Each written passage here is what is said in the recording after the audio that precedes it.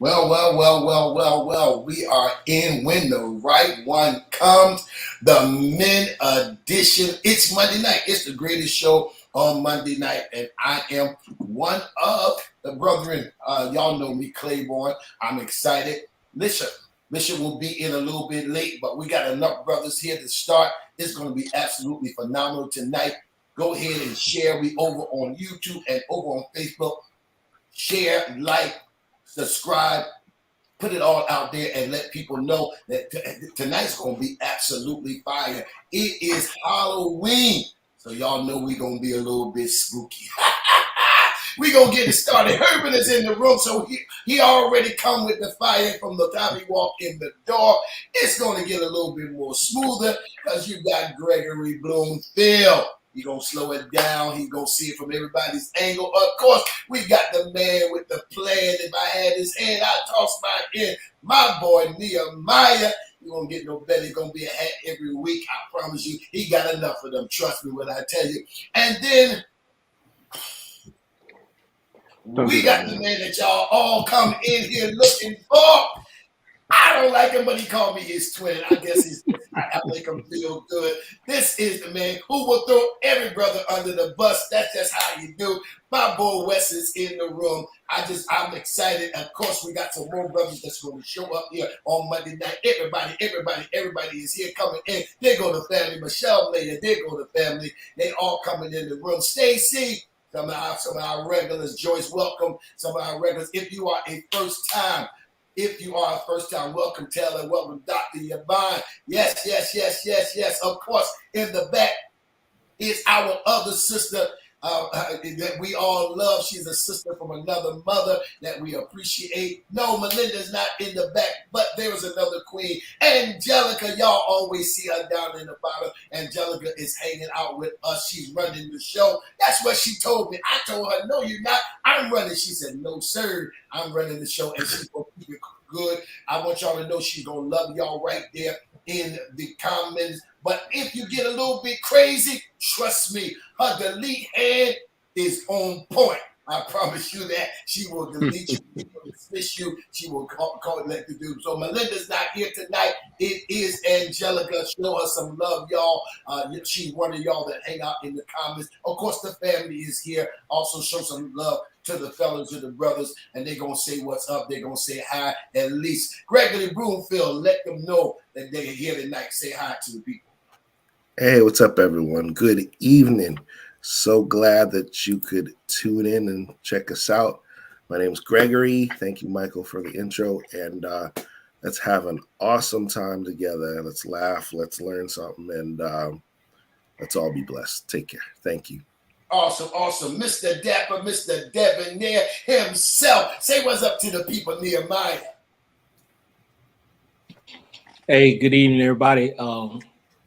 Hope you all had a good day. It's the end of October, but tomorrow starts another month. So, hey, we're going to make the best out of it. I'm looking forward to a great show. So, like, share, and comment, and let everybody know that you're on When the Right One Comes, Men Edition on tonight. It's going to be a good one tonight. Absolutely. Mr. Give You That Check to the other side of the door. He don't have no problem with. He's worse than Martin. Get out. He don't have no problem with doing it. Lady, show some love to my boy. Say what's up to the people. Hubert. What's going on, everybody? It's your man Hubert down here in Atlanta. Always a pleasure talking to everybody here in When the Right One Comes. Look forward to another amazing show. Talking with these wonderful gentlemen. Shout out to everybody in the comment section. Let's get into it. Yes. And here is the man with the plan. Y'all been waiting for weeks for him to take his shirt off, and he ain't doing it tonight. We're not having that kind of foolishness. We're not doing it, but y'all got love for him. Everybody wants to talk to him. West Tell, say what's up to the people. I'd just like to say that tonight my name is Joshua Bingham, and I will be as toxic as possible. I'm telling you, Hubert, if he even say one toxic thing, I'm going to send him a cash app.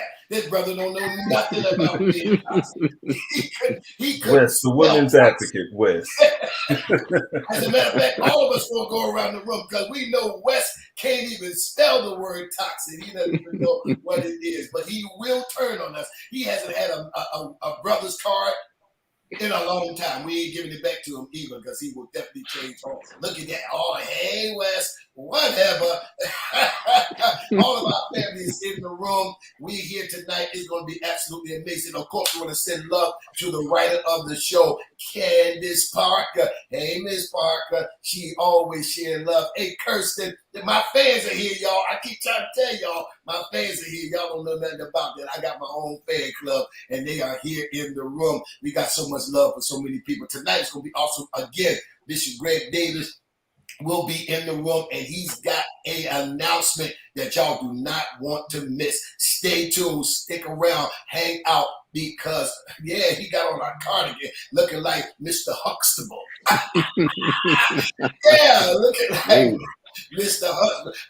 Erica's in the room, Wes. Erica's here. Hubert, she here. Hey, Miss Parker, there she goes. She done started up. I looked at the questions and got nervous. So tonight is going to be absolutely awesome. Please share with everybody in the room. Bishop is coming. He's got a special announcement. Hang out. I ain't got no imaginary friend. A day, you know you one of my fans. Stop acting like you're not. You know you are definitely one of my fans. Y'all see, a day got love for me, y'all. She can't help herself. Anyhow, listen. Tonight we're gonna go around the room, and let's do an icebreaker, Hubert. Let's do an icebreaker. This is Halloween. They call it trick or treat. Mm. They call it trick or treat. Give us one trick and give us one treat from all the brothers. It's Halloween, trick or treat. Give us one trick and give us one treat. Gregory, I know that's going to be hard for you to do. Come up with something. We're going to start with my brother. I want to start with the toxicity himself because he's going to make it right. Help us, Hubert. Give us one trick or one treat. All right, I can help out. I'm gonna help the ladies out with a trick here. I know y'all looking for the right one. When he comes, I want you interacting with him properly. So here's the trick. Make sure you text that guy, call him, show him that proper interest. Again, don't take over. We're not asking you to plan all the dates, I understand. But if you want to stand out to that man, here's the trick. Text him, call him, show that proper interest. Because the guy you want is some other women want him too. If you use that trick, it's going to help you move on up that ladder. That's how you do it. And then we got to figure out, how do you treat that man? Guess what? Here's a quick way to, this might be a little toxic, but we're going to go for it anyway. Y'all love getting your nails done all the time anyway. When you really going out with the guy you really want, just before you get them done, send him a text and say, hey, what color nails do you like? You get them done in that color, that's a treat. There you go. That's your trick or treat on this Halloween, ladies. Good luck. Love it on this Halloween. My bro Hubert gave y'all a trick, and he also gave y'all a treat. Let's go up top to Mr. Debonair himself. I know that's why he's a married man, so he got a whole bag of tricks, and I'm sure a lot of treats. Talk to us, Nehemiah. Give us one trick and one treat. Listen, ladies, one of the best ways to keep a man is to choose your battles. If that man wants to come home, he's going to come home, but you have to make the environment to where he wants to come home. That's the trick. Now, the treat on the other end, when that man walks in the door and you say something nice to him, I'll be like, hold on, where you went today looking all good? You know, you start doing stuff like that, he going to give you every treat you want.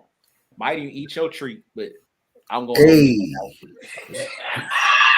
Yes, sir. Mr. Debonair said this is the trick, y'all. It works every time. And I promise you, if you work that trick, you're definitely going to get some treats. Gregory Bloomfield, I know people say you really this quiet storm, but I'm telling you, I know you got some tricks and some treats in your bag. Talk to us, Greg.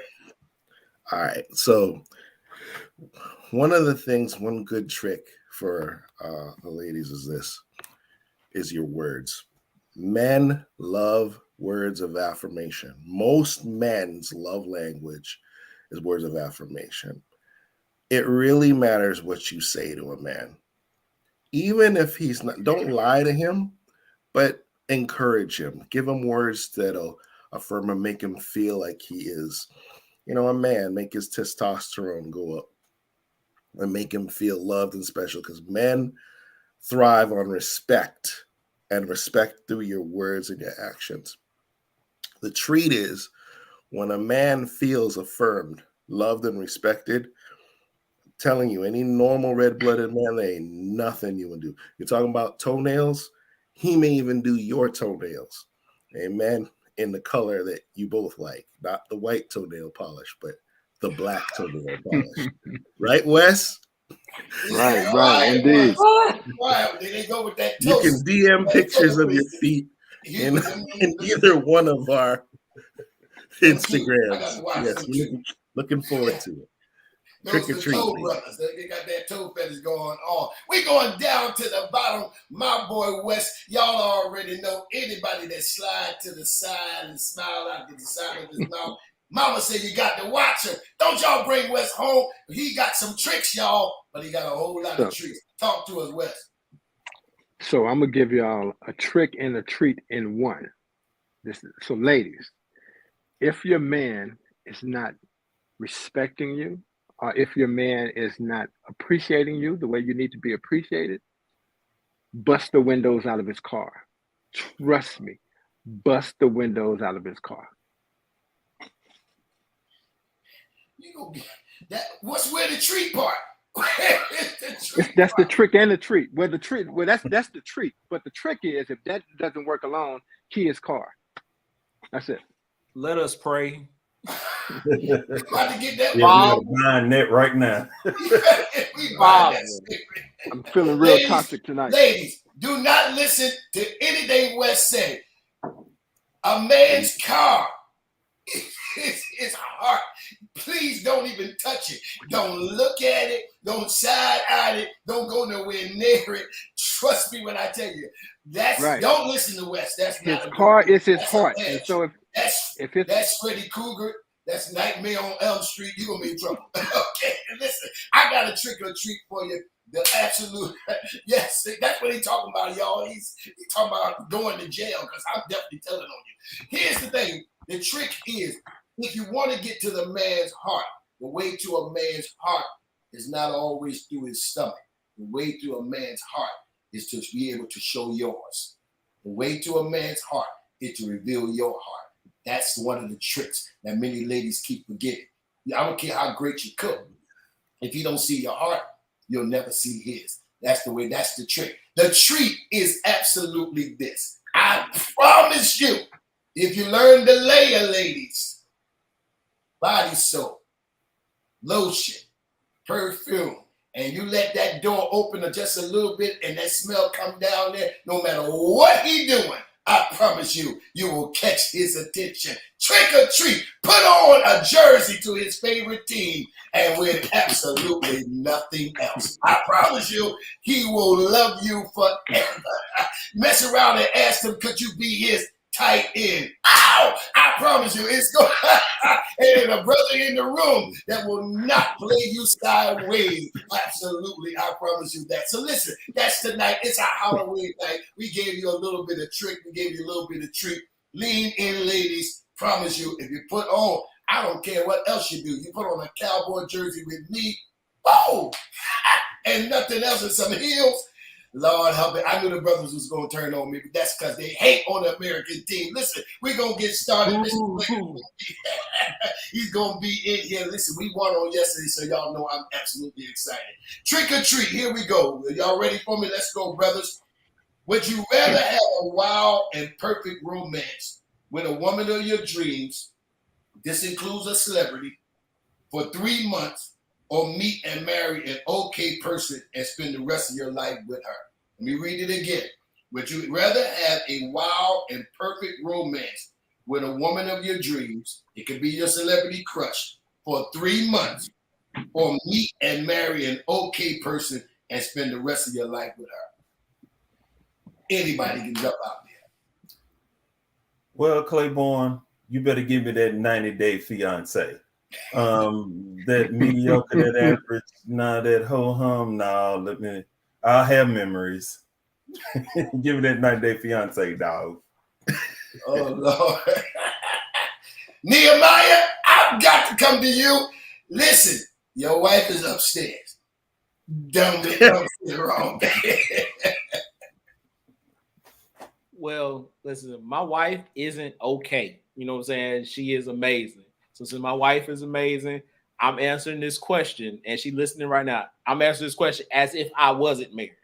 If I wasn't married, I'm with Hubert. You give me them 90 days, and then we can sort the rest out. Because once you taste the real thing, it's hard to go to something else. So let's go and get them 90s, then dealing with somebody who just okay.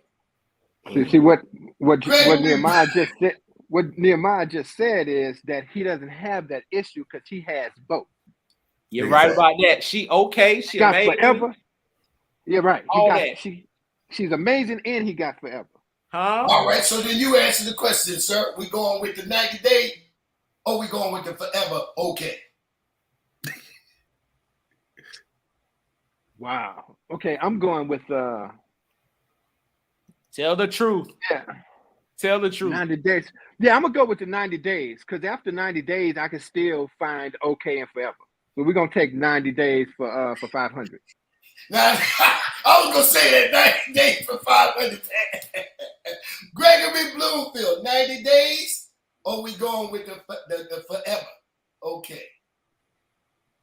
At this season of my life, I would go for the 90 days. And here's why. Because you said with the two options you gave me, or you gave us rather, the 90 days seems more appealing. And also, if it's the woman of my dreams or celebrity crush, I may not ever get those 90 days again. So I'll roll with the 90 days. And then I'll have a renewable contract and say, do you want to do another 90? And why your voice? Hey, Nehemiah, your voice crack. You want because when you got 90 amazing days, your voice crack going. You baby, you want to do another 90. Hey, I might lose my voice. I mean, we at 89 right now, you know what I'm saying? But before 12 o'clock, you know, you want to renew this contract, you know. No, I have it on my phone ready to sign. Yeah. Right. Can you just sign it? DocuSign. Yeah. And you're an accountant. You know how to send it straight to her phone with the signature already there. No, renewable contract, 3 renewable terms. Yeah. Mm-hmm. Well, fellas. Come on, talk to us. Janet is my celebrity crush. But I'm going with the okay for a lifetime. I can turn her into a 90-day explosion. I can turn her into a 90-day explosion. That's good. But 90 days cannot, it's going to be 90 days and I'm going to be crying that I'll never get that forever hanging around with them 90 days. I'm going with the okay for a lifetime because I can turn the okay into a 90-day explosion. But I cannot turn the 90 days into an okay. So I got to go against the rule, y'all. I'm looking for a long term. I'm looking for forever. I'm going with the okay because I need to be with her forever. I can turn her into 90 days. I can turn her amazing. I can change up her clothes. Nehemiah, I can dress her up. I can teach her tricks and treats. But I am not sticking with 90 days and then be messed up and keep going around the clock. And wait a minute. What if she only wants to give me 90 days? Now I'm going to start all over from the beginning. No, I'm going with the okay. I got to go against the rule, go against the grain. I know y'all, your wife is amazing already. So we know, but y'all all said 90 days. No, ladies, I'm going with okay. I'm turning her into 90 days. Hold on. Pause. What if she don't want to change? What if you get that? I'm amazing. Where's she at? I'm amazing. So because I'm amazing, she gonna flow with that. And listen, it didn't say she was bad. The statement said she was okay. Okay, it could be a whole range of things. I thought Wes was gonna say that because okay, that's how he usually talk Hubert. It could be a range of things. So I said it for that's why. The spirit, but I'm gonna give it back to him. So I'm that's going with why you have the renewable contract. I get you. But if she don't 90 days is great. You can't change 90 days. But I can change okay. You can't change 90 days. Now 90 days sound good, Hubert. I got nervous. I'm like, Janet and okay. Janet, I've been crushing on Janet since she was Penny. You know, Let me ask you this. Let me ask you this, Hubert. What's up? No, not Hubert. I'm sorry, Claiborne. Yeah. Have you ever, and for any other brothers, have you ever been able to turn an okay into something amazing? A whole bunch of them. Absolutely. People, and they even, wait a minute, they even come and say that I didn't dress like this until I got with Claiborne. I didn't look at those things in life until, yes, absolutely. That, because I'm a hairstylist, Nehemiah, I've been like, this look will look good on you. That stuff. I have definitely introduced people to a different light and become amazing. Absolutely. No question about it. For me, absolutely. Because if you hang around me, I'm going to push you into that direction. Even if you come amazing, I want to add to your amazingness because of how I feel about you. Absolutely. Well, brother, let me know when you start your classes. I will sign up and cash app you for the first session. It's how you present them, man. Yes, sir. It's very possible. You can turn them. It's hard to push the 90 days into long term, but you can turn long term. Here, man, come on. Just in a short period of time. Don't tell me you ain't added to your queen, because you smooth all the time. She was already smooth, but you add to her. That's right. How we do. We added to each other, but I didn't have to be Jesus in the relationship. Like, I'm not trying to turn water into wine. I'm not. I'm turning water into wine. Oh, you supernatural now. I'm turning water into wine. We moving on to the next question. All these 90-day brothers. Y'all, I'm going long term. I'm sorry.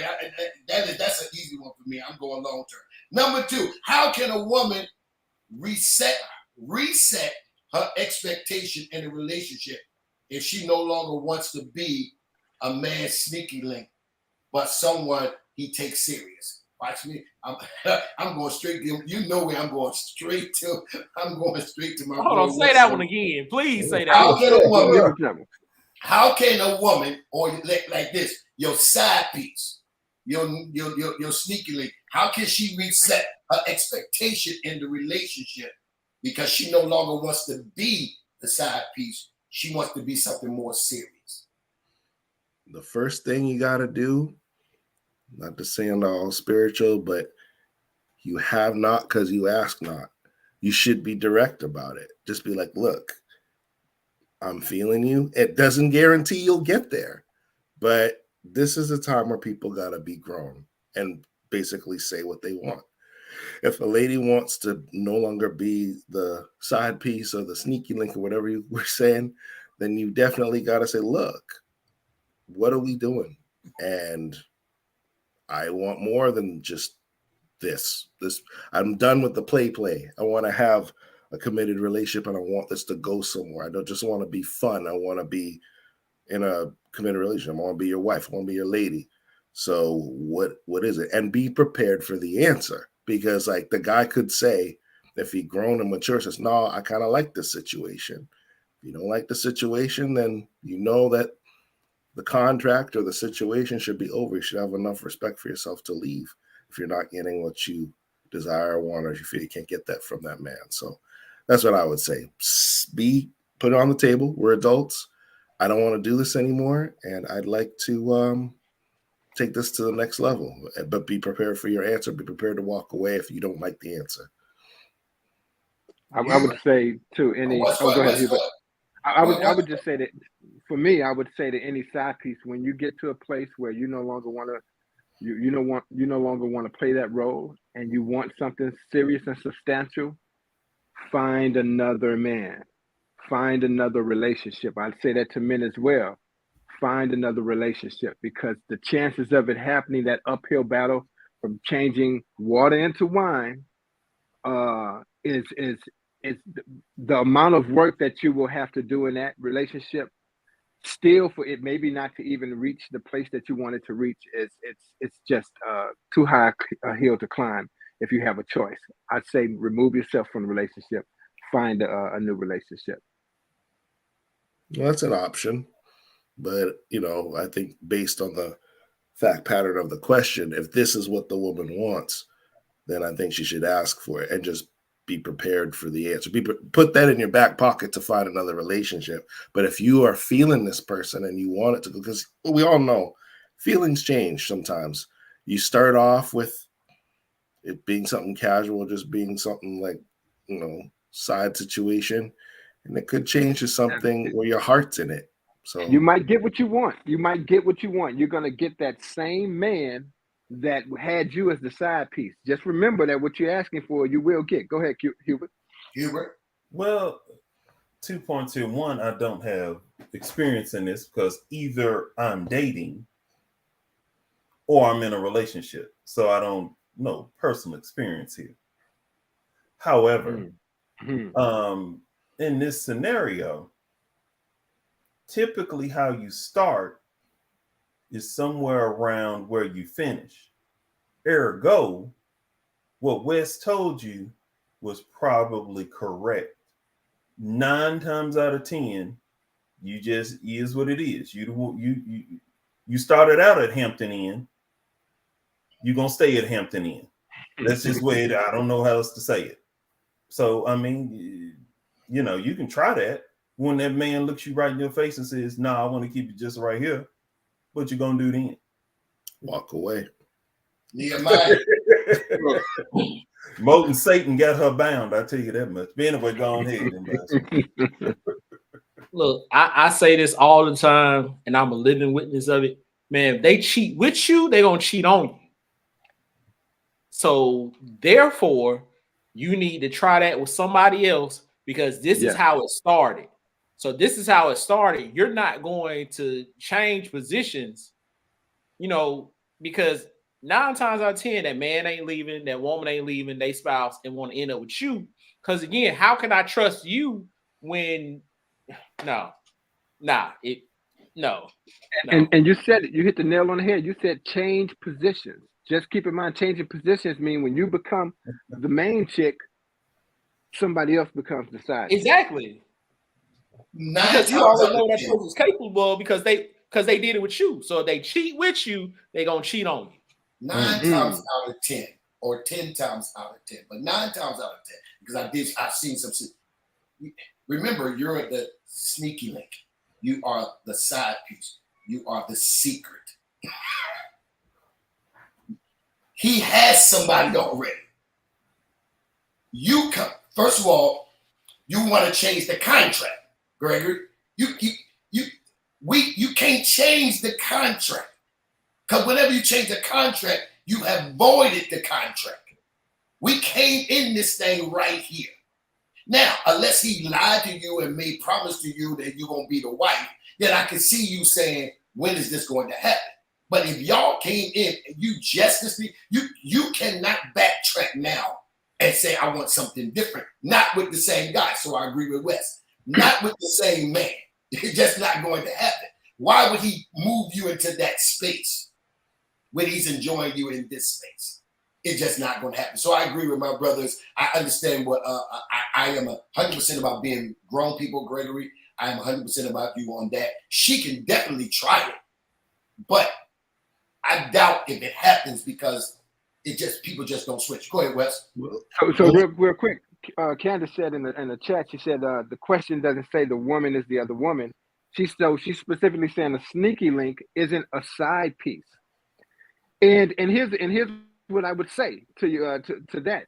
So perhaps we answered it wrong, but what we did do is give you the insight into men. What we heard when we heard sneaky link is we heard side piece. It's all interchangeable oftentimes for us.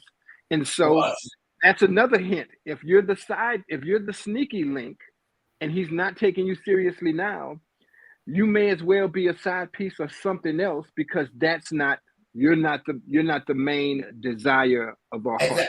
When I hear the word sneaky link, I'm like you. I think we interchange them. But let's go with what Candace is saying because she wrote the question. When I hear the word sneaky link, that tells me you're a secret.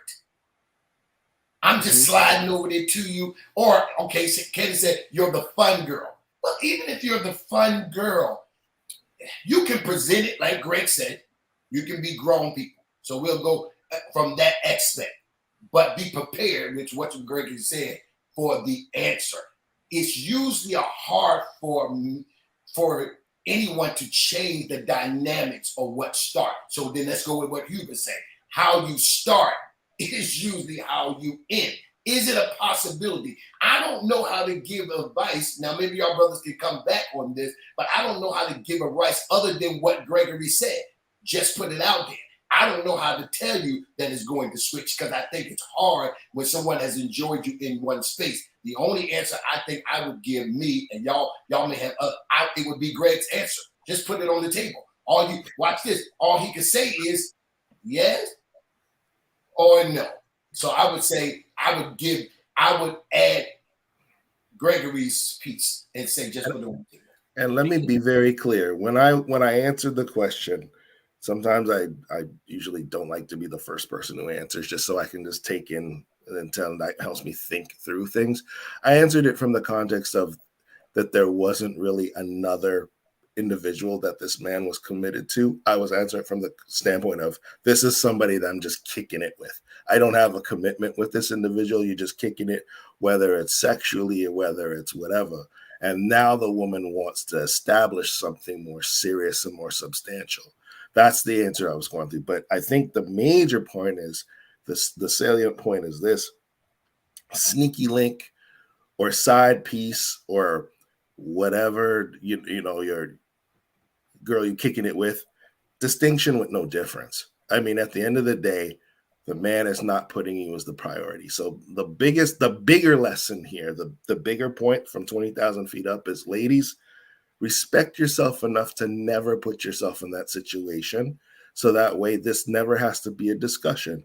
Know where you stand from the jump. And also, it's really important that you don't present yourself as that to a man. So the man, if you give out all your cookies at the beginning, right, and you don't make it a challenge for that man isn't going to take you seriously. And why would you want to buy milk from someone when you can get the cow for free? And yeah, don't put yourself in those situations, so you won't have to have these conversations, and your heart won't get broken if feelings occur. Absolutely. So what I took from that is cookies and milk go good together. That's what I took from that. Man, we see the man with the Mr. Visionary himself. I appreciate y'all. Let's show in the comments. Let's show some love. Bishop Greg Davis is here. Hey y'all. Carry on. Good evening, y'all. Good evening. Carry on. Thank you, Michael. Let me hold that hat for a minute. Sorry for my tardiness. Huh? Let me hold that hat for a minute. No. Yeah, I like that. I'm gonna come to Let me hold that jacket. And the jacket, right? I'm coming from Vashawn Mitchell's recording session, so I came right on. I didn't take my hat off or nothing. But y'all carry on. Happy trick or treat. That was our opening question. Trick or treat. Real quick, Bishop. Give us one trick and give us one treat for the ladies. That was the opening. That was the icebreaker. One trick and one treat. I'm the trick and the treat. Hey. Good answer. Nobody said that one. I'm the trick and the treat. Happy Halloween, y'all. No one said that one. Not even Hubert got that one through there. But he said, "Hey, I'm the trick and the trick and the treat." Well, listen, y'all. I always told y'all, got to watch out for a man that wear red glasses. They can be something. Hey y'all, I feel so much love. Hey y'all, how y'all doing? Let's get on. They look at my date night look. You know what? That Candace Barker. I tell you, no date night, Candace. Listen, number 3, y'all. If Prophet McKinstry is my date, yeah, okay, go ahead. Oh Lord. You've been dating a woman that you really like.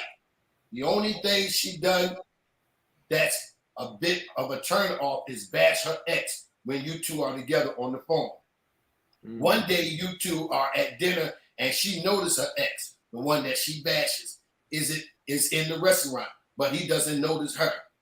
They don't have kids together and he's dining alone. Your date tells you she's going to go speak to him. What do you do? So let me break it down a little bit smaller. She been dogging her ex out. And then y'all go to eat and she looks over and sees the ex eating by herself, himself, and now she wants to go over and speak to him. What do you do? Anybody? Man, how we even got to the date if she's been dogging her ex on the phone, I don't even know how that even happens, how we even make it to the date. But yeah, Yeah, I'll let her go and do her thing, and I'll be gone when she gets back. Mm. No One doubt. thing that's sorry, Westweed. No doubt. I was saying that. Listen, anybody are you dating or are you talking to, and they are vilifying or talking badly about their ex, like they did everything wrong and they're a holy angel, is a red flag times 3. And that is someone we won't even get to the dinner. And listen, anybody who bashes their ex will eventually bash you, right? So nah. And the other thing too is this, and I'll tell you with a personal story. Many years ago, I went out on a date with somebody, and she was gorgeous. And we actually did we went for a walk, and then we went out to go get something to eat. Well, that was the plan.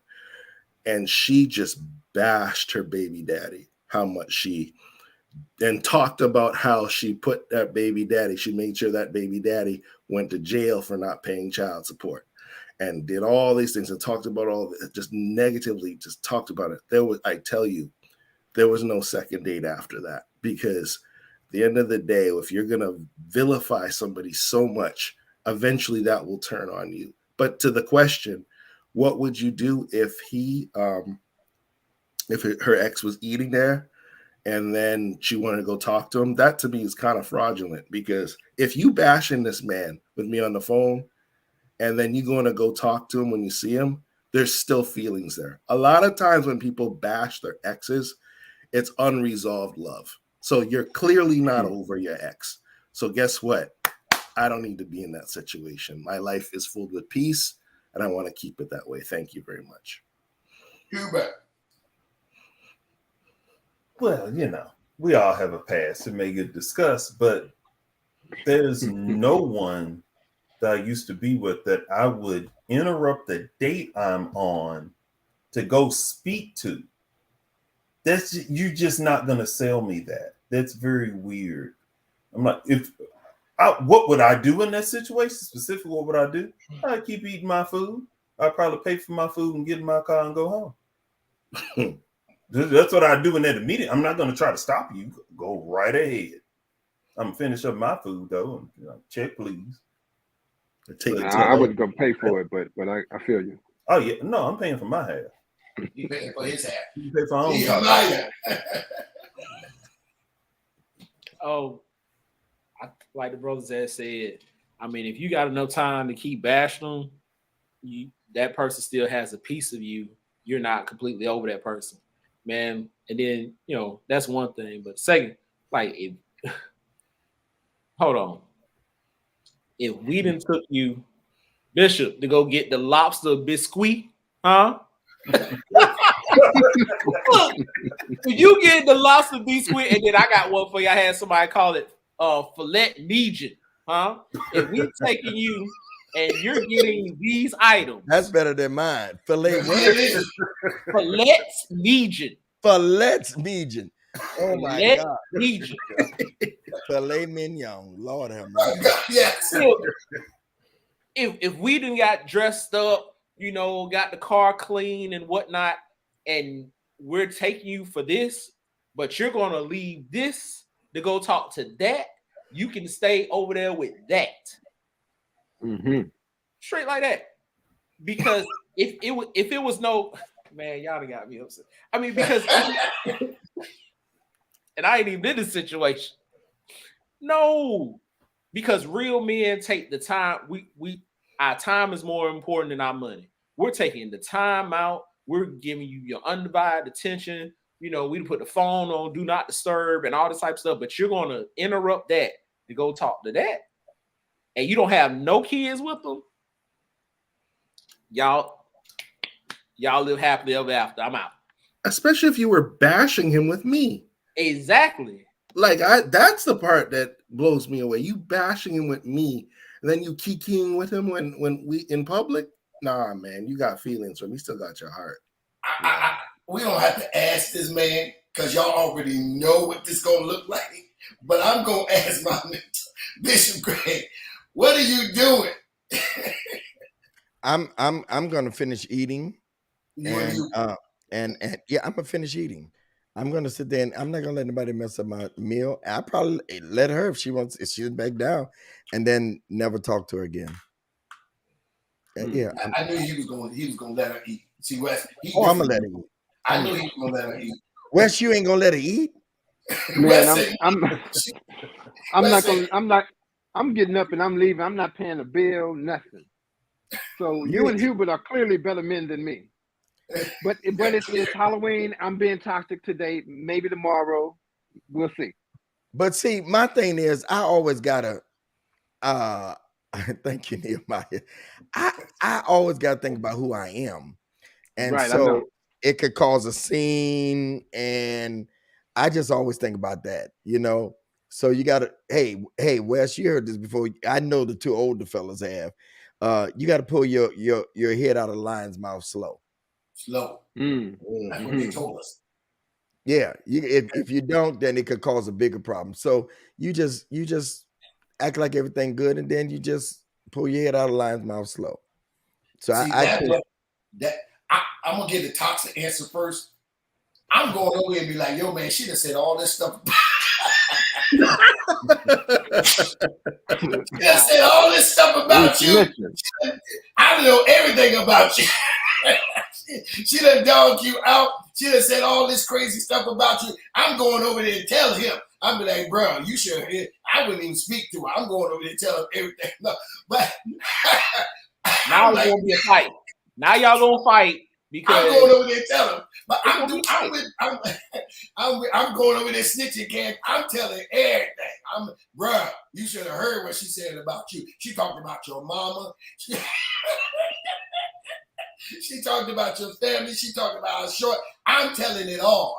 I'm going over to tell her. But I'm like, Bishop, if she dogged him, I know y'all was gonna get me. If she dogged him to me, then I ain't gonna let her clown in the restaurant. I'm with you, Bishop. I probably just sit there and it probably wouldn't be no deep no conversation. I'm just looking at you like, you eating, I'm eating. This gonna be the quietest meal, Greg, ever. I ain't got no more conversation for you. What's wrong? Nothing. And I promise you that will be it. We ain't talking, nothing. You can't text me. It's over. It's period. So my first reaction is, Candace, I'm telling. I'm going over this snitching. I'm telling it all. Number 4, is there a difference? I like this question, between thirsty and applying pressure. The difference between thirsty and applying pressure. Like, y'all might have to think about that. That's crazy. Anybody can jump in there. I'll jump in on that. You heard my laugh. You know what the difference is? Interest level. That's largely the difference between the two. That's good. You will call someone thirsty if you have low interest. If you have medium to high interest, they're applying pressure. Oh, this feels good. Oh, that's largely the difference. That's it. I second that. That was good. That was good, Hubert. Yeah. That was freaking good. That was good. Because you know what? A person is not thirsty to you if you want them. Mm-hmm. They're only thirsty if you dried up for them. Ooh. Yeah. So, if you try and don't want them, they thirsty. But if you want them, it's just a little pressure. Yeah. And they ain't got to apply that much. So I agree with that. Hubert, that's like, you're going to hear that again. The difference in thirsty and pressure is how much you want them. Because it ain't thirst when you want them. They can call you all day long. They can get on your nerves when you want them. Come on, Wes. Act like you ain't been there, Gregory. No doubt. But when you don't want them, they thirsty. Yes. Same scenario. They doing the same thing. And the difference is you want one and don't want with the other. Gotta be more careful. Hubert. Can you believe that came out of him and it wasn't toxic? Well, it was a little bit, but he is a little nicer on here than he is on Clubhouse. Yeah, he is. He's a little bit that everybody Hubert, they love it. That I mean, was it's even that with a man. Like if a woman don't want a man, she'll tell call her him girl. first. I was gonna say that. She'll say he's so thirsty, he get on my nerves. But if she want him, he ain't calling me enough. Right. I agree. He don't call. So brothers, we know. All right. I never thought of it like that. Absolutely. Yeah, Absolutely. I that think was it's- dope. he That was nailed it. dope. I mean, when you think about it, and I look at the different people, he absolutely nailed it. I mean, the person that you want, you don't care. As a matter of fact, you want the pressure applied. I also think applying pressure is a different kind of flow. How you flow when you apply pressure than thirsty. Thirsty is a different. Thirsty is to me, Nehemiah, it's an aggravating thing. You just, you know what I mean. But a woman that really applies pressure, the way I see a pressure applied, she move in a way that you don't even know she applying pressure. Sometimes she applying pressure, but it makes it seem like you coming after her, but she really applied pressure. I don't know about if y'all ever been there. So Claiborne, it's like Claiborne, it's like you're saying she's stealth about it. She's stealth. Oh yeah, she's stealth about it. You don't even know it, Nehemiah. Look, I'm gonna tell you the truth. My wife, when we were dating, I'm sitting at my store, minding my own business. A lady walked through the door with a big, huge vase full of roses. Talking about, may I speak to Nehemiah Johnson? I said, that's me. Here you go. Roses out the blue for me. I never had a woman give me roses. And just like, thank you so much. I love you, blah, blah, blah. Thank you for all that you do. Apply that pressure, baby. I'm good. You know what I'm saying? Hey, I'm good. Because again, that's somebody I wanted. You know what I'm saying? So, hey, she got a ring. I got a ring. Hey, bro, and the rest is history. Because she was applying pressure because that's somebody I wanted. So, yeah, apply it.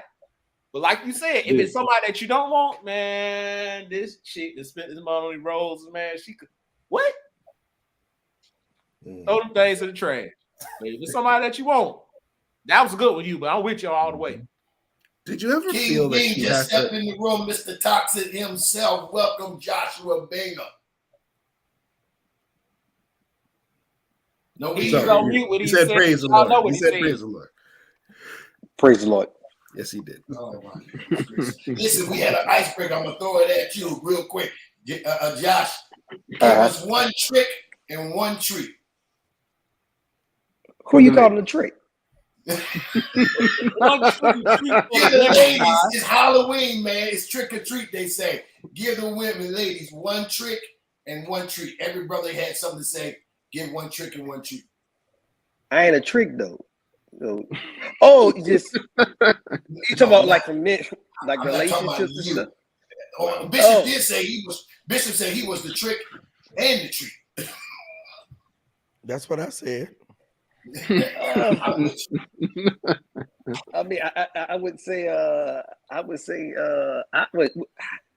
in the context of a relationship, like about a man, what's the Yeah, trick? we gave out advice to the ladies. We gave them one trick. Oh, okay. Oh, okay. We gave them one treat.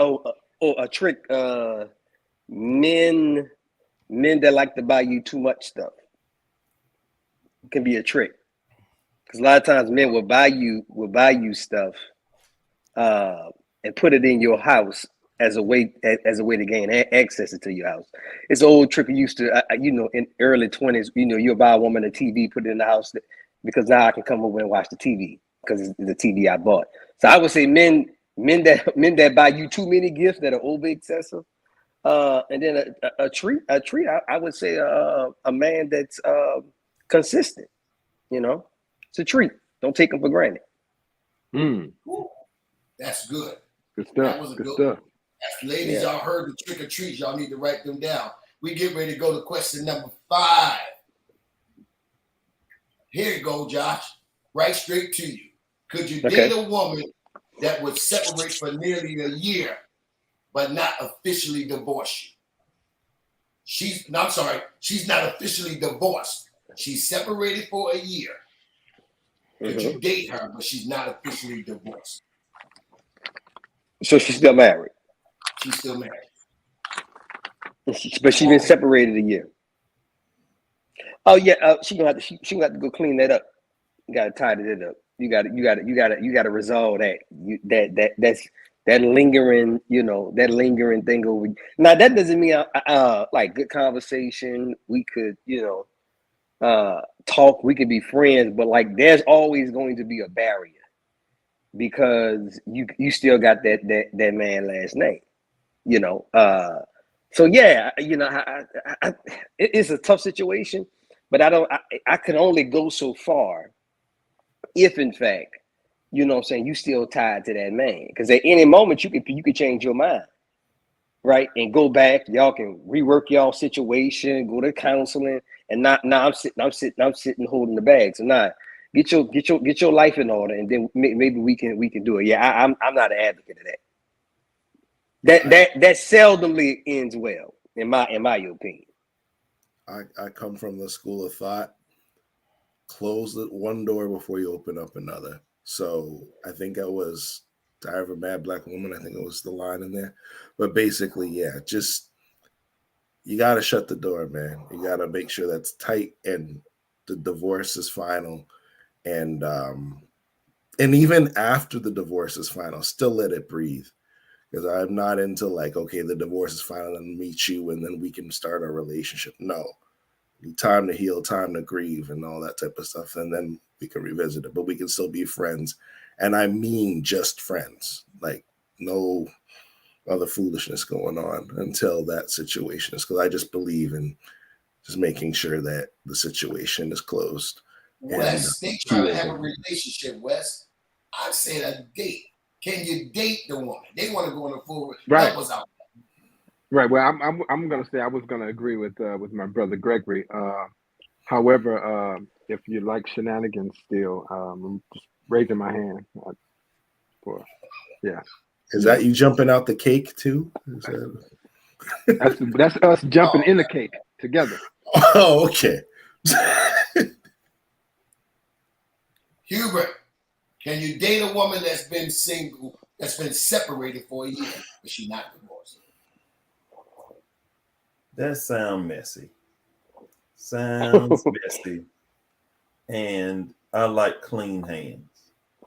So, and the big overarching question is why, and someone put in the chat, and it's true, I believe in North Carolina, I know you have to be, not from personal experience, but you have to be separated for a year, some 1 to 2 other locations. That's great and all, but why can't you solve that before?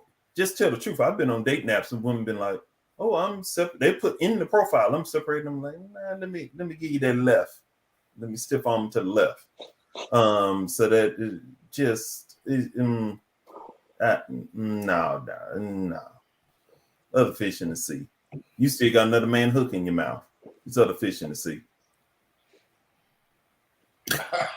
Hit West with that body shot. He wasn't ready. My God.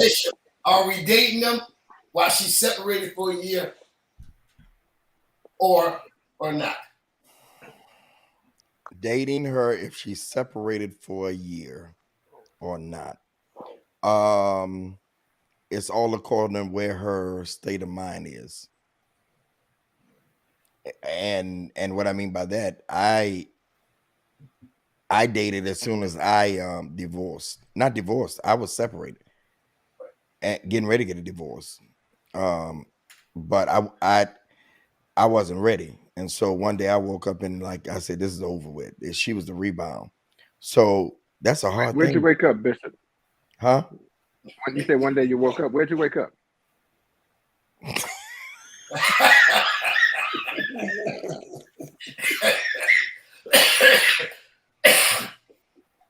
Oh. Yeah, that just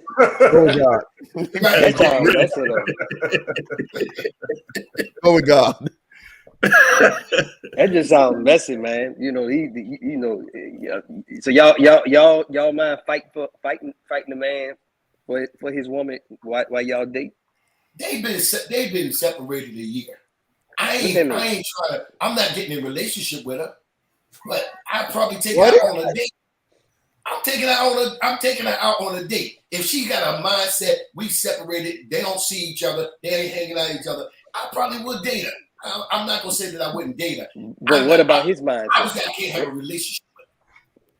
I ain't worried about her mindset. I'm talking about that other Exactly. man with other man who got his in Huber's words, he's hooking them out. Well, He might have a Glock in his hand. That's what you better be worried Yeah, about. you play a dangerous game. You play the I'm gonna dangerous talk to game. her about it. Do y'all see each other? What's the deal? Are you Man, separated and he's still trying to? And she says, because I live in North Carolina, they have been people who have been totally separated. They don't see each other. There's no connection. They just waiting their year out. And because in North Carolina, you got to wait a year. They just waiting their year out and they going to sign their papers. So they living their life. For some people, it may be that. So I don't know. Nehemiah, help us out. We dating them or no, we're not dating? No, because this circles back to that other question. We at dinner, you dating her, we at dinner, and he over there eating, and next thing you know, she back over there with him. No, leave her where she is. Let her heal. Matter of fact, I just heard a blues song someone about this yesterday, talking about some thin walls in a motel room. And talking about it changed the whole aspect of everything that she was doing. No, you need time to heal. Because if you don't have that time to heal, I just put this on social media today. It said if you don't take time to heal, you end up bleeding on someone who didn't cut you. So no, even at dinner, she could be at dinner talking about some, me and then next thing you know, she talking about him at dinner while again you giving her this filet mignon and she sitting there talking about him. This was his favorite wine. We used to come. I mean, it's too fresh. No, leave it where it is till she gets all that taken care of. So because I know I can count 1, 2, 3. No, everybody in here has been married. All of y'all have been married. I was like, all of us has been married. Now y'all gonna tell me until you signed the papers of divorce, you didn't talk to nobody. Not one of y'all in here gonna say that you didn't talk. Listen, all y'all gonna say you didn't talk to nobody. I wanted to say. All y'all gonna tell me that. All y'all gonna tell me that. I'm gonna say this. Greg, because I know you're gonna be honest. One way or the other, you're gonna be honest.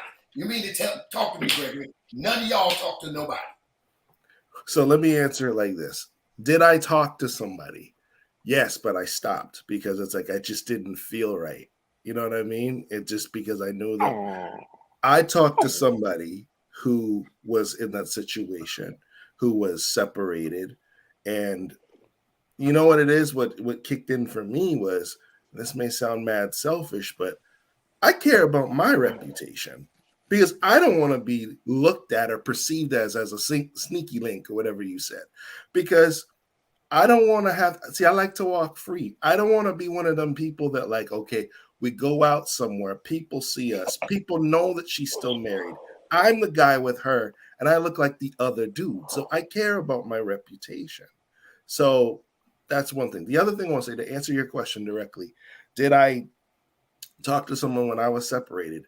I talked to somebody, but I knew for myself that I had to stop because it was like, you know what?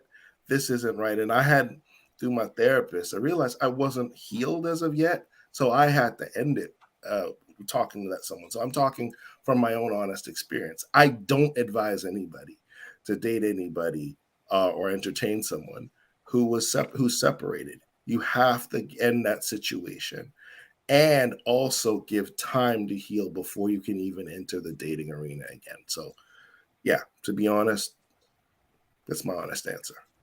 I'll keep it 1,000. Listen, when I my second marriage, when I was separated, it was the darkest when we were, separated going into divorce. It was the darkest time in my life. And I remember distinctly the moment when I was like, oh, wow, this is the place that people get to when they no longer want to be here. That being said, I say that to say it was a couple of my friends, my brothers, who helped me through it. And if I'm being 1,000% honest, there was also a young woman who, well, actually, she was older than me, and she had recently gone through a divorce, and if not for her as well, I don't know that I would have made it through that time. And yes, we had a romantic relationship at some point during that time, but I don't regret it because I'm here. Keeping it Anybody stack. else? You keeping all the way 100. I'm glad you didn't. We're on YouTube, so I'm not going to say that. I'm glad you didn't enter the transfer portal. Let me say it like that. This is YouTube. You can't say that; it'll mess up the algorithm. The multiverse. As I said about the post, I mean, I did it, but again, I bled on somebody who didn't cut me, and so that person took wounds, and that person took turmoil that had nothing to do with them. So that's the reason why I'm not saying this just to be saying it. As my dad always said, he said, "I'm not telling you something that I heard. I'm telling you something that I know." Like, no, we did it, but we see the repercussions that came with that, and we can all see, if I'm not mistaken, that didn't work. We're not with that person now. So yeah, that's it. I didn't because I didn't want to waste money.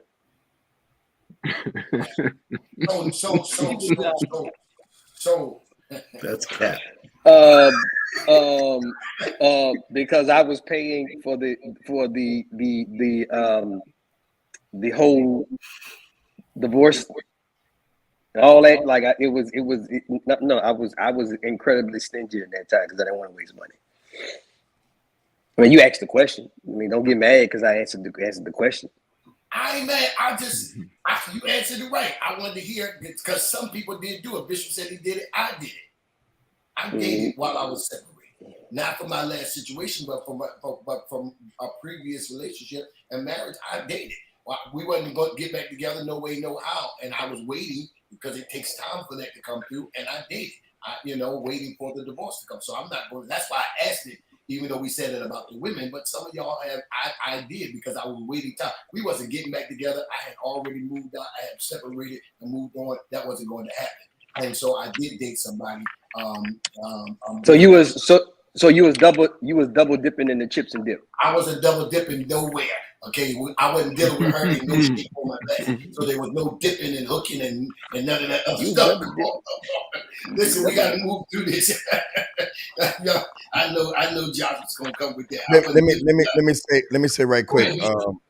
I'm going to for those that are on, my new book comes out in the morning, but I'm gonna actually announce it here, what it is, for those that are on here. So hang on till the end, and you'll have a chance to, at midnight, those of you that are on here have a chance to be the first ones to purchase. And the first 100 copies I'm signing.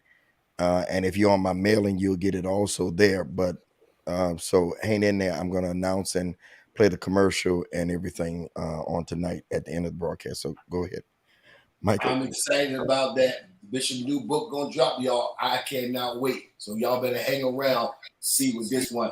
And listen, when you got, how many books you got now, Bishop? I think this is 21. You got 21 books. Mm-hmm. And by his own confession, this is the greatest writing he's ever done. And I got several of his books that are great books. You're telling us that this book right here, y'all better stick around. And this is the greatest one, because the do's and don'ts is fire. Everybody's buying the do's and don'ts of dating. But this one, he says, is I got them all, Wes. I got a couple ones. I got Manifest. I got Preparing and Positioning. I got quite a few of his books. And listen, y'all. I see you, Wes. Definitely stick around. Definitely stick around. So listen, we moving on. We just got 3 questions. We moving on because I want to definitely get here. Here's question number 6. What are the things that you believe women should do to prepare themselves to be a wife? What are the things that you believe women should do to prepare themselves to be a wife? Lead that up. Lead that up, Angelica. Lead that up. Everybody, y'all read this and please do that. That sets our algorithm, and to have 106 people on YouTube, that is amazing for me, because when we started, Josh, 2 years ago, it was the other way around. It would be Facebook people. So to y'all, it may not seem a lot, but YouTube would only be 20, 30 people. So I appreciate that. But y'all, it just take 1 second. Just hit that thumbs up. It helps me with the algorithm. All right. Just hit that thumbs up, please. All right. Keep them on that front page when you first click on it, man. That's the good thing about it. So let me say this. What I would say, one of the things to prepare, ladies and Bishop, I have never had a post in a while that was maybe a controversy. Like you teaching me, let them talk, good, bad, or indifference, they talking. So I put a post up, and the post was about, ladies, if you got walls up, you're gonna be single, because nobody wants to jump fences but dogs. And boy, oh boy, Hubert, it caused a hailstorm. They went crazy on it. What do you mean? Listen, ladies, if you want to prepare to be a wife, I am the marriage coach. Do the work. Take down your own walls. Don't ask nobody else to come in your life tearing down walls, some sledgehammer, some jackhammer. No, ain't nobody doing that. Do the work yourself first. Prepare yourself to be a wife. Do the work yourself so that you will know that you are ready, so that your husband can enjoy all of you, not parts of you, not all the hidden parts, all this. He's doing all this work. By the time he get to enjoy you, he's tired. I would say to prepare to be a wife, do the work first on yourself, and that'll be one to prepare. Anybody else? I can give you one here, Claiborne. You said, I like how you talked about the walls there, but I would give you a couple here. One, have the proper boundaries. A lot of you don't have the proper boundaries with your parents. We're talking about women, specifically their mothers, around other family members. You let people borrow money, all in your business, all in your house, all the time. You put a man comes in the middle of it, he's gonna be like, what is this? I can't do this. So you gotta have the proper boundaries. Poor boundaries will destroy your marriage even if you get married. Period. So let's start with that. Number 2, ladies, I know all y'all are boss chicks.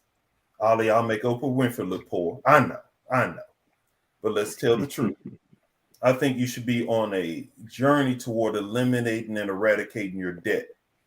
That's a good way to do it. No man, men aren't just sitting up saying, especially the men that y'all want, aren't just sitting up saying, man, I just love to, man, I can't wait to marry this woman that's 35 and 40 years old with a negative. Excuse me, Hubert. Hi, Lauren. Go ahead.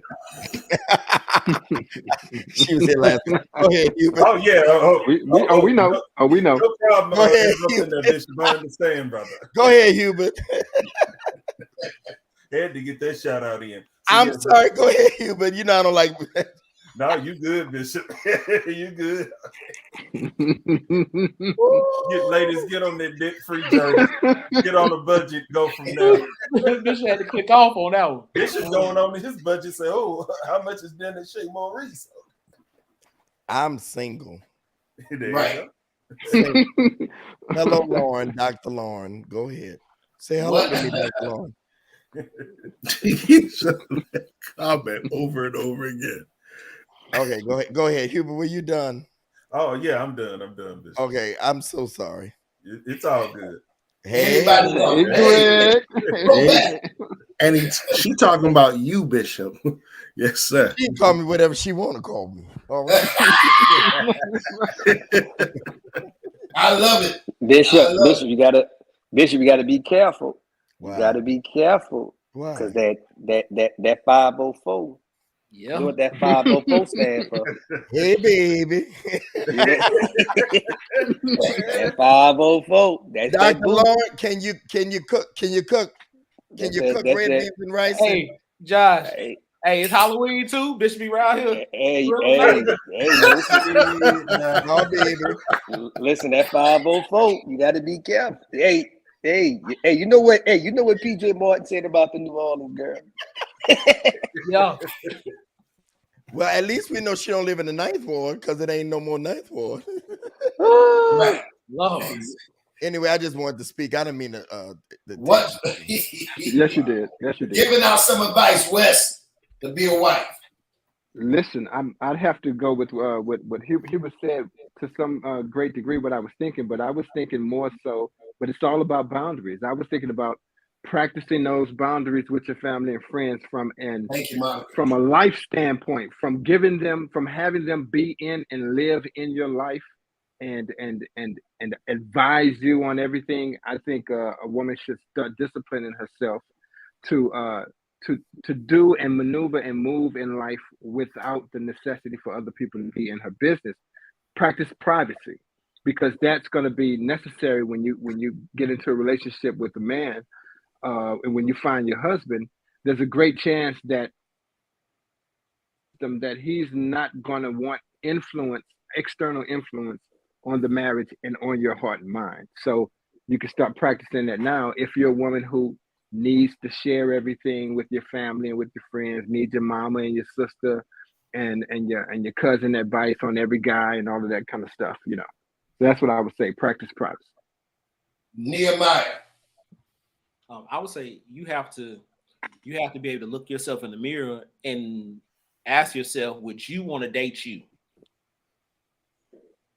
If you know that you're toxic, if you know you got insecurities, if you know that you don't even trust yourself, I mean, all those things. If you know that you wouldn't date you, then you need to make that happen, do that transformation before you want to present yourself to anybody else. Because, as they say, you can do bad all by yourself. You need to fix that bad before you try to bring that to somebody else. Mm-hmm. Josh, any advice? So to a woman that's looking to be married, that's yes. Oh man, it's a great question. I think for me, I would tell a woman, it's outside of the cliche thing like take your time and stuff like that. I would just tell her, put more stock on the intangibles. If the goal is to be married. Now, if you just want to have fun and all that, but like put more stock on the intangible things about a man. And also, this is probably the biggest thing when you do find them, because I think every woman at some point is going to come across a great man. When you do find that great man, right? God blesses you with him, and he's consistent. Honor him and treasure him. I think women sometimes have become very comfortable when a man is consistent and they act like it's normal, right? You didn't pray and fasted, you didn't travail, you didn't cry because you've been dealing with Pookie and Ray and Dusty and now you get a consistent man. And initially, Hubert, they're grateful, right? But over time, it becomes very, very common. I would tell women that when you have a great man, right, never get too familiar like that's common. It ain't common. It ain't common now whether it should be common or not is another conversation. But because it's not common, once you find a great man that is consistent, right, there's a man of his word, never treat him like he's common and he's regular, right? So that's my piece of advice. Bishop, the guru of relationship. You prepared for positioning and preparing them. Give them some good advice on being a wife. On being a wife? On preparing to be a wife. On preparing to be a wife. Make sure that you're not just, and I've been consistent with this, that you're just not preparing for the wedding, but you're preparing beyond the wedding. We've talked about this before, that so many women are so into the wedding that they don't think about, and Wes, don't comment when I say this is a serious one, that they don't think about the morning after. They don't think about the morning after. I know Wes is it's so tempted, but leave it alone, okay? Please. I'll leave it alone, brother. They don't think about the morning after. That you're a whole wife now, and your responsibility changes, the way you think changes, and I know it's hard, ladies, to not be a wife to a man that's not your husband yet, but you're already a wife. And try to hold back and balance it out. But the way that a man knows that you are really a wife is that he sees those things. You ain't got to go over his house and cook all the time, and you ain't got to pick up all this stuff. But you are already you're already a wife. All right. Just make sure that you're prepared for what goes with it after the wedding is over, after the honeymoon, after the adrenaline has stopped. And I'm sure many have just woke up one morning and said, wow, I really did just do that. I'm really married now. I was married now. Oh yeah. Oh yeah. You know, yeah. But think about that so it won't hit you so hard. You know, that you're literally a person yourself, and God puts two people together with two different backgrounds, two different personalities, two different ways of thinking, two different ways of raising children. And I'm giving away my book already. That you wake up and he says you're going to be one. And so prepare for it now. That morning after, trust me, it's something else to think about, that you're waking up to somebody and you were single just a week ago. You know? So that's my share. Very good too, Josh. Yeah. We're more into the wedding. Yeah. How many times do you talk about the stuff after the wedding instead of the wedding? Right. That should even be before you talk about the wedding. Right. Living life together. How you gonna do banking together? How you gonna do life together? This is, yeah. Great question tonight. Yeah. The same type of energy. Was that the same? Absolutely. Go back to the same type of energy, Angelica. Yeah. It's good. Right. Yeah. Absolutely. Because hey, Josh, the wedding is not the marriage. It's not. Exactly. The wedding is the ceremony to show. So it don't make no difference whether you get married. I use this all the time because that's where I got married, under the steps of a courthouse in Toledo, or you getting the marriage. Whoever said that is the most important thing. All right. Not the wedding. You spend thousands of dollars for a wedding day that you pray the marriage is gonna last. Yeah. Absolutely. I say also come healthy, healed, and whole, for both parties. But definitely, if you want to be a wife, and hey, be prepared to create that safe lap. I'm telling you, it's going to happen in marriages. You're going to need some moments where that man's going to be looking for a safe place, just like you're looking for a safe. I think sometime, and I found that this weekend, Gregory, that most people think it's one-sided. Women want that safe place, that secure place. I hear it all the time. So when I presented it, so many people came up to me and said, "We never heard a man say that." Men want a safe place. A lot of times we don't say much about it because we don't think that we can have it.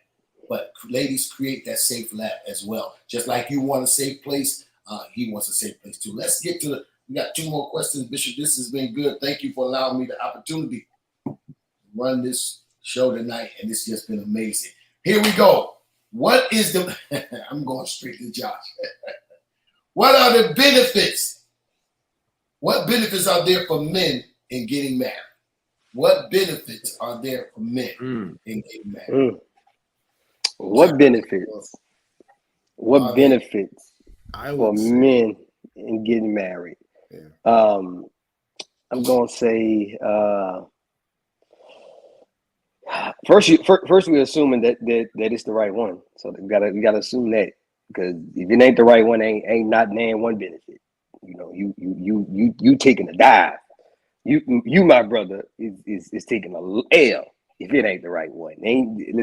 So we are assuming here that this is the right one. I would say if it's the right one, I think the benefit for most men, it's just me. I think for most men, and not all men certainly, but I think for the majority of men, are not, will not walk into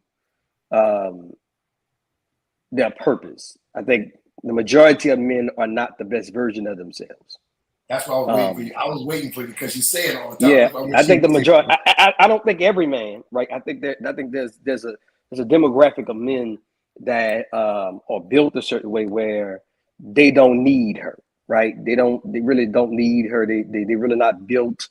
It's a plus. But I think the majority of us, are not going to be the best version of ourselves if we don't have that woman on our side, right?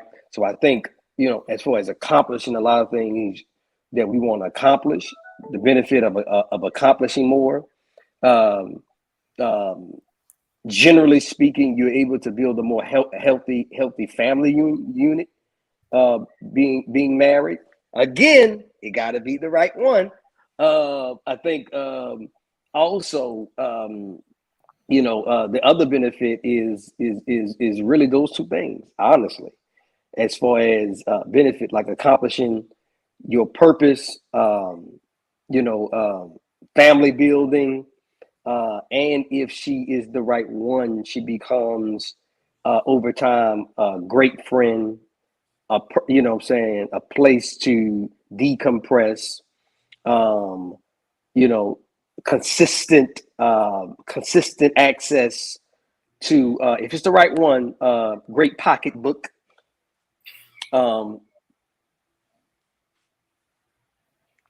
consistent. I'm just saying, you access the benefits. Like if it's the right one, right? So we assuming a lot. So if it's the right one, right? Yeah, absolutely. But yeah, I know some other brothers want to speak on, but I think for most of it, that's my one. For the majority of men, we will not be the best version of ourselves.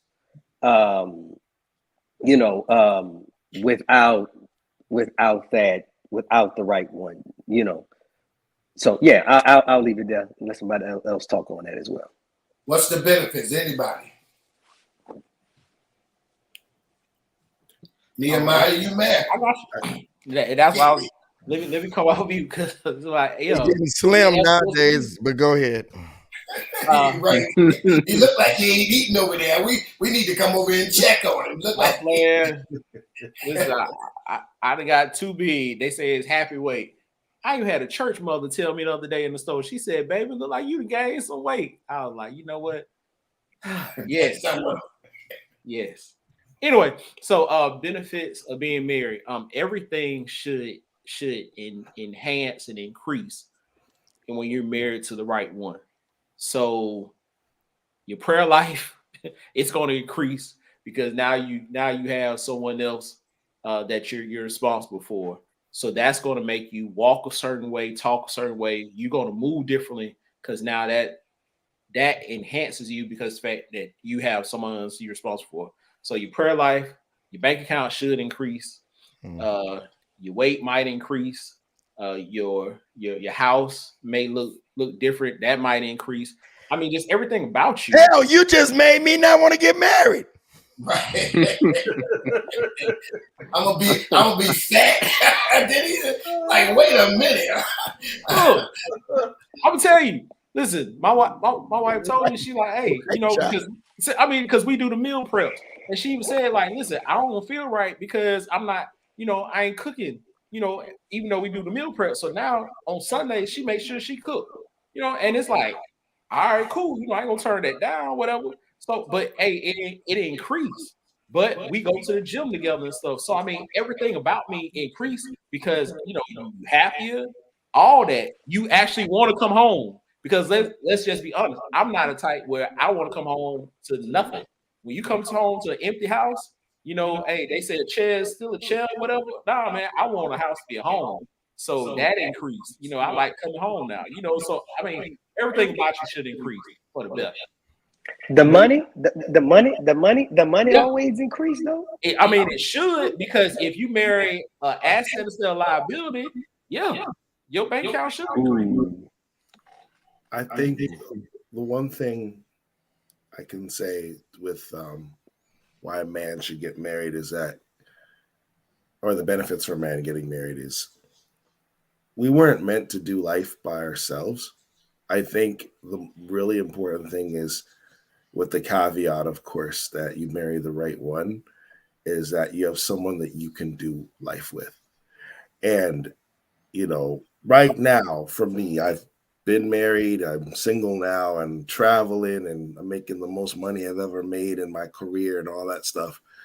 And for me, sometimes it's nice to come home and there's no one there. It's like, whew, I'm tired. But sometimes it's nice to share your dreams, your aspirations, to have conversations and to share your life with somebody, and for her to share her dreams and life. And that does not always equivocate to money per se, but it definitely equivocates to the things, the intangible things that really matter, because money comes and goes. But when you have a friend that you can do life with, you have a partner in life. And the season of my life is different because I have kids and I don't plan on having any more. So really just having that life partner that you can pour into, you can worship together, you can go on walks with, you can travel together. I can do a lot of stuff by myself. That's great. You can have a lot of girlfriends and all kind of stuff. But when you have that partner, when you have that spouse, when you have that soulmate, it just makes life better. You know, it's like I've always said, you know, your life right now could be in color because you've achieved so much. But when you're in a really healthy, fruitful marriage, now your life is in HD. Your life is just really in a good place. And the reason why I believe this, and I'll end here, is that if God is the one who instituted marriage, and God doesn't make junk. You know, the institution of marriage comes from God. The problem is a lot of us don't honor the institution of marriage, and some of us need to be in an institution because we don't really understand the commitment that is needed in marriage. And once you understand the commitment, and when you find the right one, and when you have that person you can do life with, man, life is good. And that's what I'm striving for, to find that person. So that's why I think marriage will be good for me. So I think it'll be good for other men as well. But what does the man get? Claiborne, you're on mute. What is the man getting though? I would give it go to you on that one.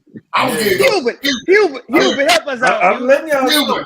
Is there any real benefit? Is the man getting anything? Come on, Hubert. Now, Hubert, was she the right one, Hubert? Is she the right one? I let y'all go. Y'all depressing me. I let y'all go. Long answers are usually wrong answers. That's what they call me. I'm depressed. Tongue tapping 15 minutes. Here's the deal. There's only two real plausible bonuses for marriage nowadays. One, a marriage with two parents in the home is the best place to raise a child, period. There's no debating that. No debating that. That's one. Two, you want to go to the spiritual side, you obtain favor. However, there are other ways to get favor. And really, when you look at it, there's no, the tangibles just aren't necessarily there, especially when you look at marriage. We're talking about marriage under God in the biblical sense. But when you look at the state license that you're assigning, that's different. Why? Because someone can walk out this state license that you're signing on a no-fault divorce, and you're stuck. Just as Gregory, as you were talking about, and you were saying, oh, you got someone to have life with. That sounds wonderful in theory. Tell that to the number one growing section of divorce in America today, which is the gray divorce. You 50, 60, 70 years old getting divorced, cutting it in half. Your retirement's going to be wonderful, I'm sure. Going to be eating beanie weenies and pork and beans. That's what you're going to be. So there's just no getting around that. You said your dreams used to be in color, now you're in HD. And Being you talked about some of this too. I'm living I'm living literally the best life I have right here, right now. It's a 43-year-old divorced man, period. And I dare anybody, I'm talking about professionally, physically, financially, mentally, emotionally. I mean, I'm making $19,000 a year. So I mean, I'm doing okay. Wow. So Ready to retire right now. It's all this nebulous stuff when men talk about marriage. When women talk about marriage, when women talk about what they want, he better make this, he better do this, he better be this tall, he better be this. And y'all go to the magic pixie dust theory and expect that to be a sales point for men, and it's just not. Hey, could it, hey Claiborne, could it be that if the man is the wrong one, women still benefit? Women can still benefit when the man ain't the right one. There's absolutely zero benefit when that woman the wrong one for that man. Yeah, that's the distinction. Financially, That's she can benefit from the home. She can benefit from he might be the wrong person, but she benefit from. But when she gonna get taken care of, she gonna get taken care of in the divorce. She gonna walk away with property, money. She gonna get taken care of. But when on the other end, when it's the wrong person for the man, it is an absolutely L. Like you ain't winning nothing. That's so. I think the stakes are higher for to get the right person for men than women. Y'all still gonna benefit. You still gonna get a check. You still gonna get taken care of. She gonna get a whole lot. Take you to the courthouse for cash and prizes. But you as a man, is she the wrong one? L. You gonna hold that L. You gonna hold a hard L. You ain't winning nothing. Your money lost. Your time lost. People gonna try to put a stigma on you. You ain't winning nothing when that woman the wrong one. And that's what women don't understand. And when they be saying why men take so long and why he being so cautious and he should just want to just be with me and marry me. Y'all are winning whether it's the right man or the wrong man. There's benefit for you. It ain't always benefit for us. So I agree with you. You could be the right man and still get done wrong. And she woke it up. Bishop, what's the benefit? I ain't going to West because he gonna mess up all this momentum. No, go to West. Go to West because we ain't heard from him. Go ahead. Go to West. He don't want to mess up the momentum. No, I'm with Gregory to a great extent. I think the biggest benefit, well, the second biggest benefit is a safe place, and I listen I'm probably going to lose half of my fans, but I'll gain Claiborne's other fans, non-existent fans. I want a place that I can trust. I want a place to cry, right? As a man, we don't get to emote, much less cry in this world. And ultimately that's what the second biggest benefit is having that safe space that I can do the most vulnerable thing that I can do as a man, which is to cry. The biggest, the first place I would say, or the thing that's in first place would be, and I don't know how to articulate this, but it's kind of like when someone gives you a responsibility, how it's an honor. So there's a whole ton of work that needs to be done. But just having the honor bestowed upon you, so to speak, like if a king knights you, then yes, that means you got to go out and fight for the king. And so it's an ugly task, but the honor of being knighted or selected to guard that woman's heart, that relationship, that's the number one thing for me. Bishop. You just keep on coming back, man. Just keep on coming back with it. Because I'm sitting here going, wow. Benefits. I think the benefit is different for all of us based upon where we've been in our experiences and where we are in life. For me, I'm just going to speak about me, Hubert, as your eyes get big when I said it, but it really is because I'm again, I use the analogy of the parade. I'm in a different place watching the parade. Wes would understand that. For me, Mhm. right now, it would strictly be companionship. It would strictly be companionship. That's the only benefit for me. I mean, companionship and all that goes with companionship. For me, I don't need nobody to help me climb the ladder. You know, the steps are getting shorter and shorter. I just, for me, Mhm. it's if you Nehemiah may not understand that.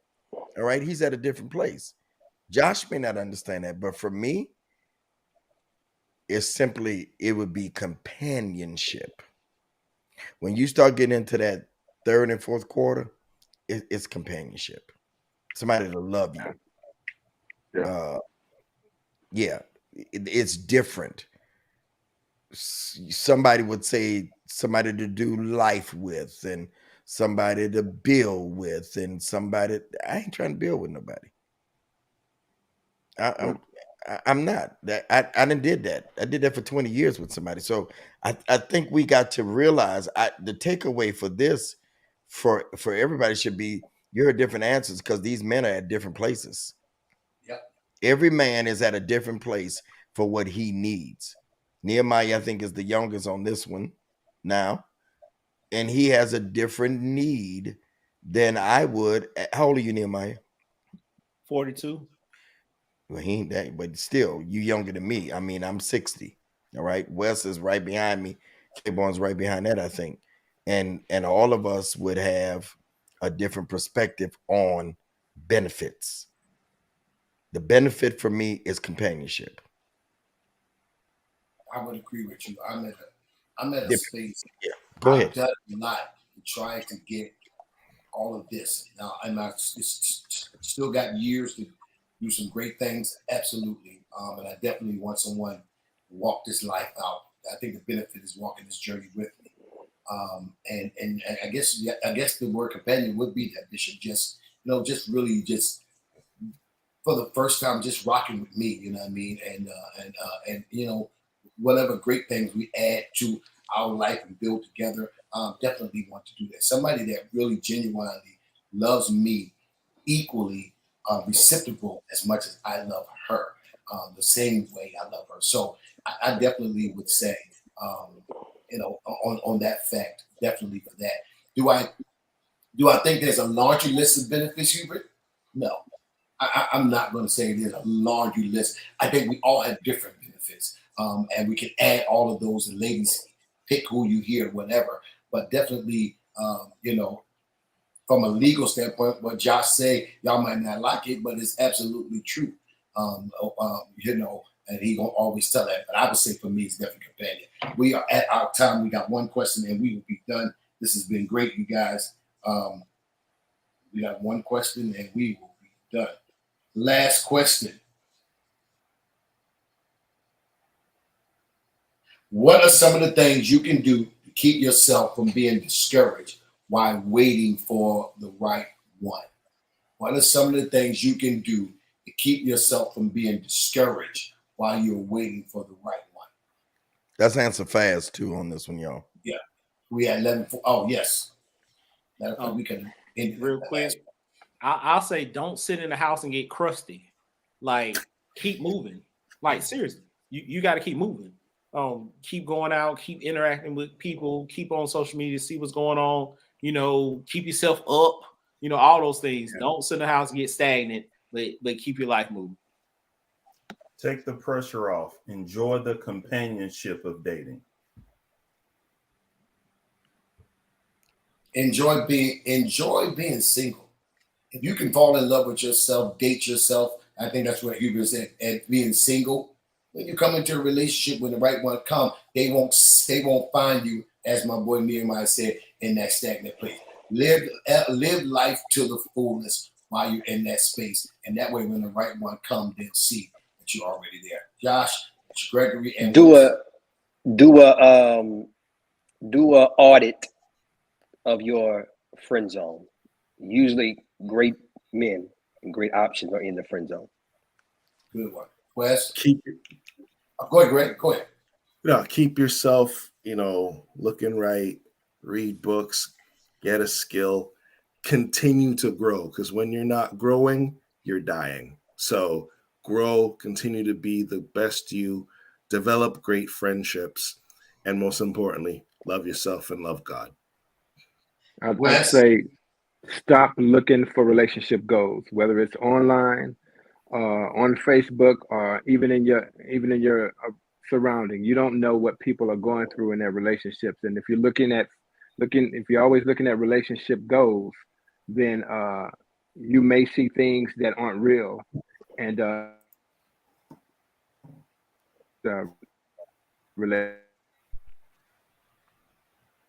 That's that California. They shut it off tonight. He paused on us right there. He stuck, Bishop. Listen, y'all, I enjoyed tonight. Thank you so much for the opportunity to host the greatest show on Monday night, When the Right One Comes, the Men Edition. I appreciate everything. I'm going to turn it back to my mentor, the man the vision of this house. And he's got some great news, some great stuff to share with y'all. Thank you so much, Bishop Greg Davis. We turn it right back to you. Thank you, Prophet Claiborne, for sitting in for me. I was running late tonight. I appreciate you. Great job. Hats off to you for a great stellar job tonight. I appreciate you for doing that for me, and it just makes me happy to just be able to sit back, and any one of you guys, can host. Josh, Wes, any of you all can host, and that's what it's all about, sharing the vision. Tonight, if you all would give just a $20 seed, everybody, if you would, for the expenses of this. Angelica's sitting in for Marlinda. Marlinda is traveling from California tonight. If you all, everybody could just chip in a $20 seed tonight for the show. Thank you, Candace, for the great questions. And the giving information is there. If you would just put a check in the box, I appreciate it. Just put a check in the box that you're going to give. If I could just get 20 of you all to do that on tonight. I'm getting ready to play my commercial for my new book in just a minute. Those of you that would tonight, share that $20 seed on tonight. If you would, thank you, Candy, for the check. Some more of you that will put that green check up and say that you're going to give tonight. Don't leave, y'all. I'm going to announce the book here. It's almost midnight. So you'll be the first ones to be able to purchase, and it's 100 signed copies. Some more of you that would give that $20 tonight to help with the expenses of this vlog, this podcast on tonight. Thank you, Melita. Come on, 18 more of you that would on tonight. Episode 117. 117. 2 years and some weeks. Thank you, Wes. I appreciate you. And Josh is the youngest. Thank you for putting that up there. Josh, how old are you? 37. Right. He's younger than Nehemiah. Nehemiah, I thought you was the youngest. I exfoliate, Bishop. I exfoliate.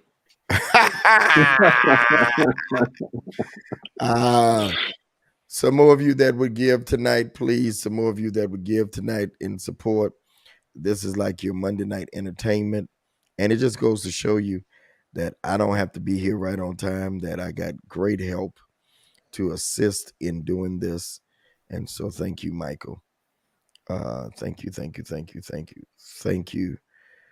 you, Circle of Givers. Thank you, Dr. Eve, Candace, Shamika. If I could just get a few more of y'all to do that on tonight. A few more of y'all to do that on tonight. All right. I have an amazing book that is going to drop as you all are given. Wes, Exfoliate. And I've been holding the title Only a Few Know. And I think that it's so applicable, because dating is one thing. And Josh really inspired me, and I talked to Josh. He inspired me just so many things that he said. And this book is not a Christian book at all. There's no scriptures in it at all. But there is a lot of data. There is a lot of research. This book took a long time. A lot of research. No Christianity. No, it's not a Christian book. But it will bless you. So many times relationships don't work because we have different core values. Relationships don't work because of the way we think about raising children, the way we think about money, the way we think about social circles. And that is simply one thing. And Angelica is getting ready to roll the commercial with my new book premiering right here, right now. And you all at midnight, soon as we dismiss Lord Church, soon as we let y'all go, church still, soon as we say the benediction, it'll be available for those of you that are here. And the first 100 people you can pre-order. Roll the video, the commercial. Oh, look at you, fancy. Take the giving down.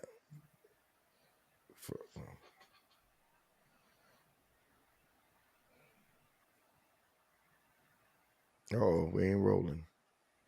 Our characteristics match one another. So the big word, the buzzword of compatibility is that I got harmony with the person that I'm with. And compatibility has to do with... Sorry, y'all. Already looks good. I'm already excited to get it. Okay, we should be ready.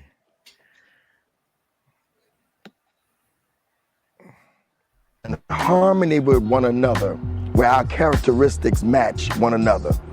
So the big word, the buzzword of compatibility is that I got harmony with the person that I'm with. Compatibility has to do with things that we don't even think about.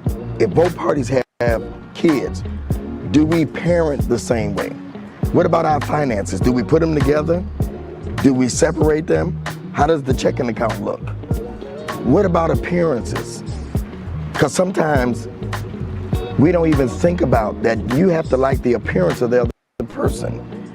Is there too much that's wedged between us? Because many times we ignore red flags. And what those really are things that are showing you you're not compatible with this person. Your views on sex, do they match?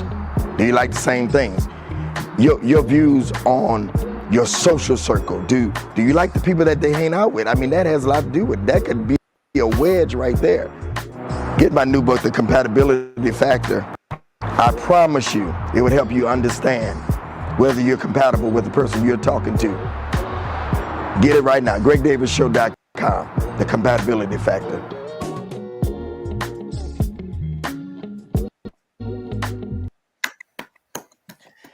All right, y'all, The Compatibility Factor. There we go. There it is. There it is, The Compatibility Factor. And you can go to the website in 2 minutes and purchase it. Goals, careers, sex, finances, social circles, the way we raise children, and more. And it's all there. That's the book, and I'm so proud of it. You can go order it at GregDavisShow.com. And you all are the first to know. And in just a couple of minutes, those that are on the mailing, they'll get the first dibs like you are on tonight. And officially launches in the morning. All right. Thank y'all so much. Appreciate y'all. Please, please, please support. It will be on audiobook in the next month or so. And right now, you can only get it from the website. All right. I know it has a different kind of look and it's all over the place. But sometimes that's how compatibility looks. All right. One of the things I want to say, we think that love is the only thing that causes us to be compatible. You can be in love with somebody, Josh, and not be compatible. Wes, you can love somebody with everything in you and don't get along. Thank you, Candy. The last thing is y'all talking about the shirt. The shirt will be on the website tomorrow morning. All right. All those things. I'm the right one. I'm doing it all at one time. We're launching a new line of hoodies and t-shirts. When the right one comes, go with God line. And my favorite saying is what? Consistency produces longevity. Longevity produces legacy. All that's going to be on the website. Go shopping. Thank you, Dr. Eve. I appreciate you for that. Thank you, Gregory. I want to do this with family tonight. I appreciate it. Y'all go buy up some books now, all right? Go buy up some books. And I'm going to sign the first 100 copies, all right? I'm going to see who can be the first to buy a book. All right. Thank y'all. Father, in Jesus' name, we thank you for this day you have made. It's been a good day. And we thank you for new possibilities, new opportunities. Pray that you bless Claiborne now, God, and even his endeavors, the things that he has and you put in his brother West, God. God, I pray that great men would know his name and that you would open doors for him and financial blessings upon him as we go into the last 61 days of the year. Father, bless Hubert, God, whatever he stands in need of. Touch him, God, financially, numerically, God, whatever he stands in need of relationship-wise. Bless him. Bless Brother Josh, God. God, bless his ministry. Bless his outreach. Bless the things his hands touch. Let him lack for nothing. Thank you for Gregory, God, my namesake, that you would bless him, God, his ministry and the doors that you're going to open for him, God, in this great month of November. Thank you for Nehemiah. Bless his home, bless his marriage, bless his children. And God, thank you for expansion of his shop. May this Christmas be the best Christmas he has had in his business. Cause him to increase, him and his kind. In Jesus' name. Angelica, bless her. Bless Candace. Whatever they stand in need, our team, God, bless them indeed. Thank you, God, for these people that are watching us and God that have been, some of them, for 117 weeks. Thank you for them. Whatever their need is, give it to them. In Jesus' name, amen. Amen. Show.com. Got to go. Peace, y'all. Thank y'all. Good night, John Boy. Good night. Good night, y'all. Thank you.